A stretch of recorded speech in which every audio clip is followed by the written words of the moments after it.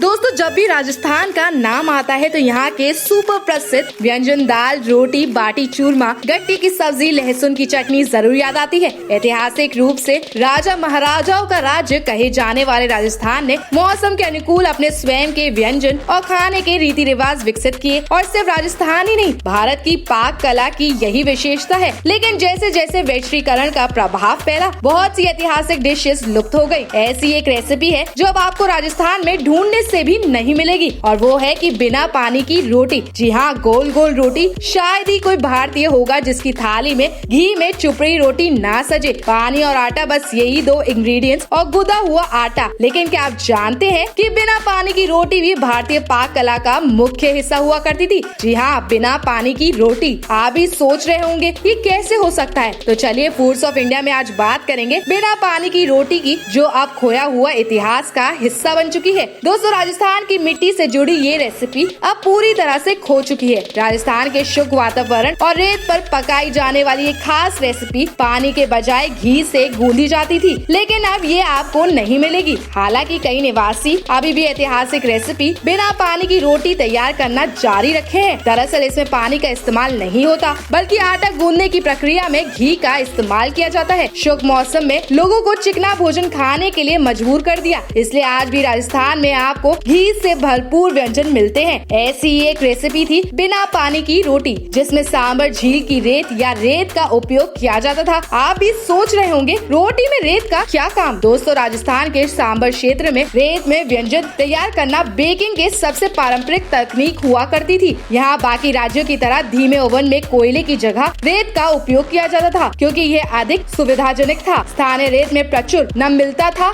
जो इसे पकाने और स्थिर तापमान बनाए रखने के लिए उपयोगी बनता था। इस ऐतिहासिक लुप्त हो चुकी रेसिपी को लेकर ये दावा किया जाता है कि रोटी को तवे पर नहीं बल्कि रेत में पकाया जाता था, क्योंकि रोटी बनाने के लिए इसमें पानी का इस्तेमाल नहीं होता था। तो चलिए अब आपको बताते हैं राजस्थान का इतिहास बन चुकी ये रेसिपी कैसे तैयार हुआ करती थी। इस रेसिपी के लिए पहली चीज जो आपको चाहिए वो है मैदा, दूसरा पिसी हुई चीनी, तीसरा इलायची पाउडर, चौथा गूंदने के लिए घी। अब नोट करें तरीका। जिस आटे को आप गूंदने जा रहे हैं उसकी सामग्री को एक कटोरे में डालें और तब तक घी मिलाते रहें जब तक कि आटा अच्छी तरह से गूंद ना जाए। अब रोटी बनाने के लिए आटे को एक समान आकार की लोइयां बना लें। यह प्रक्रिया हाथ से तैयार करें। एक प्लेट लीजिए, उसे उल्टा कर दीजिए और उसके ऊपर आटे की लोई रखें। इसके बाद दरारों को दिखने से बचाने के लिए किनारों को मोड़ते हुए सावधानी से इसे रोटी का आकार दें। ध्यान रखें कि रोटी केवल एक तरफ से पकाई जाती है, इसलिए आपको इसमें कुछ छोटे छेद करने पड़ेंगे ताकि गर्मी अधिक समान रूप से फैल सके और यह ठीक से पक सके। ऊपरी परत का रंग बदल गया तो आपको पता चल जाएगा कि यह पक चुका है। फिर इसे रेत से निकालें और ध्यान से अपनी थाली में रखें। जब आप इस अनूठी रोटी का आनंद लें तो अतीत को याद जरूर करें। दोस्तों, ये थी राजस्थान की लॉस्ट रेसिपी। क्या आपके राज्य की भी कोई ऐसी रेसिपी है जो अब इतिहास में खो चुकी है? तो चलिए फूड्स ऑफ इंडिया पर इसका इतिहास लाकर अपनी यादें ताज़ा करें।